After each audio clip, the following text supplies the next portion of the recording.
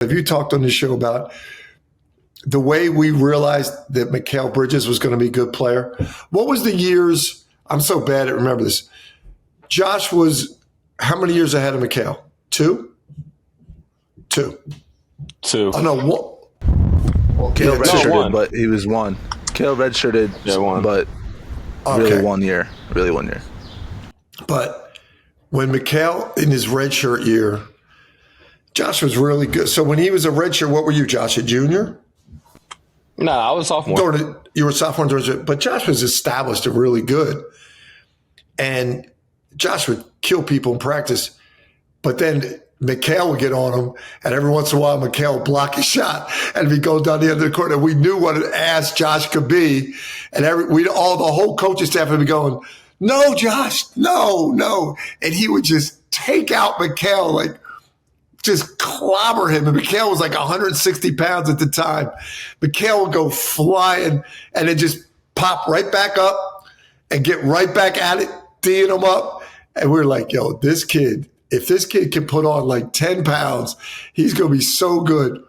But we literally thought we were going to lose Mikal to an injury with Josh chasing him down. You remember that on the breakaways?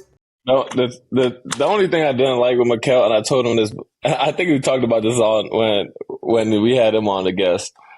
I was just like, for me, I don't care about any, like, I really like on the court. I really don't care about like much. Like, I'm gonna compete. I'm gonna like be cool. But if someone grabs me or holds me, like, that's the only thing that like really makes me mad. I don't know why. Like, you're just not like letting me like freely go to like wherever I want to go. And not even like, oh, I'm trying to like drive on you. Like, if I'm just like making a cut and you grab me, like, it makes me mad. So there was just several times he was lengthy, he was skinnier and all that. So there were times he'll just sit there and grab me, and I used to hate it. I can tell you honestly, man, I was scared to death that kid was going to get really hurt. And I thought, I'm going to have to explain this, that we allow this maniac to chase him down and take him out. Because I didn't want to say, let him. We didn't say, let him go. We would just say, no, Josh, no, because we knew what he was thinking. And he would take him out every time. And we were trying to get our guys to be tough. We were trying to get him to be tough. So we let it go. We were so lucky he didn't get hurt.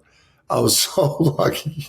Coach, when we announced that you were coming on the podcast, there was one question. There was a lot of questions that people had for you, but there was one that seemed to appear more than others. And it's something that we talked about when Dante came on. What was your perspective, or tell the story from your point of view on the Josh Hart, Dante DiVincenzo weight room fight incident? You know what was amazing? I learned about that from your guys'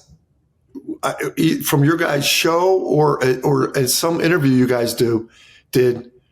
I knew that I knew Dante picked up the weight, and I knew Josh was tormenting him, because Josh did that to everybody, every young guy when they came in.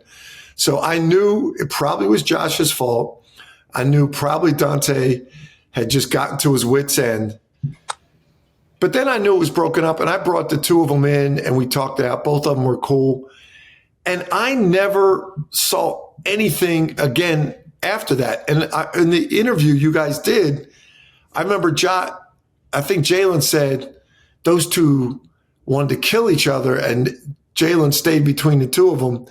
Jalen did such an amazing job. I never knew anything was going on. Probably did the assistants know?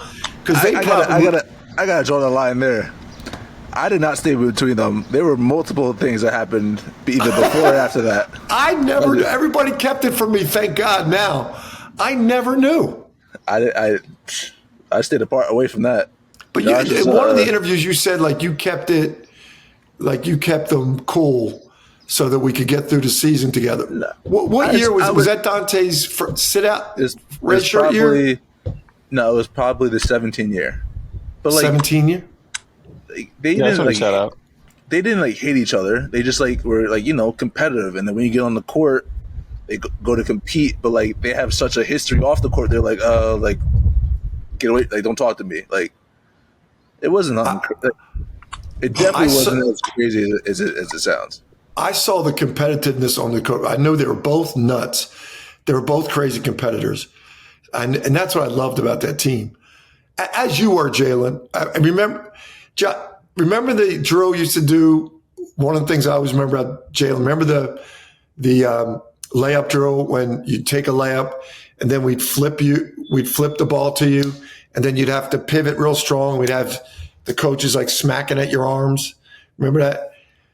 I remember Neptune, we were doing practice plan one day, and I'm telling the coaches, like, yo, be physical with these guys hitting. We got to get them strong with the ball. Nep goes, yo, coach. And Neptune's a big, strong guy. He goes, yo, Jalen Brunson is trying to hurt us in the drill. He is using his elbows and just trying to break our arms. Absolutely. I kind of like that. They deserved it. They deserved it. I love that. When we try to teach guys how to be strong with the ball like that, we would always use that. We'd always use that example.